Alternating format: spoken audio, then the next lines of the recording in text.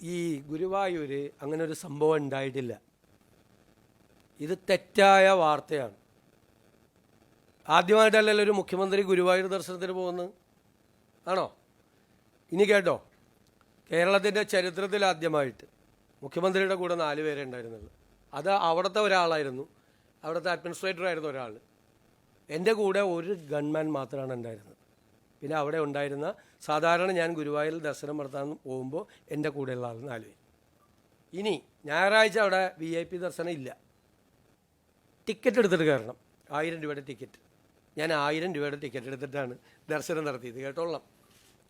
അവിടെ ചെല്ലുമ്പോൾ ശിവേലി നടക്കുകയാണ്. ശിവേലി നടക്കുമ്പോൾ നമ്മളതിൻ്റെ മുമ്പിൽ നിന്നു. അത് കയറിക്കഴിഞ്ഞപ്പോൾ നമ്മളതിൻ്റെ മുമ്പിൽ പോയി തൊഴുതു.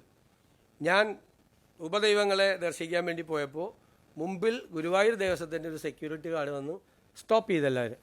അപ്പോൾ ഞാൻ പറഞ്ഞു സ്റ്റോപ്പ് ചെയ്യാൻ പറ്റില്ല, ഞാൻ തൊഴുന്നത് ഒരാൾക്ക് വേറൊരു തൊഴാമെന്ന ആൾക്ക് തടസ്സമാവില്ല എന്ന് പറഞ്ഞു. ഞാൻ അതിൻ്റെ സൈഡിൽ നിന്ന് തൊഴുകയും ആളുകൾ അതിൻ്റെ മുമ്പിലൂടെ തൊഴുത് നീങ്ങുകയും ചെയ്തു. ഇതാണ് സ്ഥിതി. ഇത് കള്ളക്കഥയാണ്, കള്ളക്കഥയാണ്. ഇതൊക്കെ എഡാക്കോട് തമാശ. അവിടെ എല്ലാ ആളുകൾ വന്ന് എന്നോട് പറഞ്ഞു, സാറേ എപ്പോഴും ഇങ്ങനെ ആയിരിക്കണം, ഇതാണ് ഭംഗി. ഞങ്ങൾ പോലും അത്ഭുതപ്പെട്ടു. ഞങ്ങളുടെ തൊട്ടടുത്ത് വന്നിരുന്ന് ഒരു അകൽച്ചയില്ലാതെ വന്ന് ചെയ്തു വന്ന് ഒരാൾക്ക് തടസ്സം അവിടെ ഉണ്ടായിട്ടില്ല, ഒരാൾക്ക്. ടിക്കറ്റ് എടുത്തിട്ടാണ് കയറിയത്. എനിക്കറിയാലോ ഇതൊക്കെ വിവാദമാവുമെന്ന്. ഞാൻ അമ്പലത്തിൽ പോരുന്ന കൂടി പറയരുത് ദയവ് ചെയ്ത്.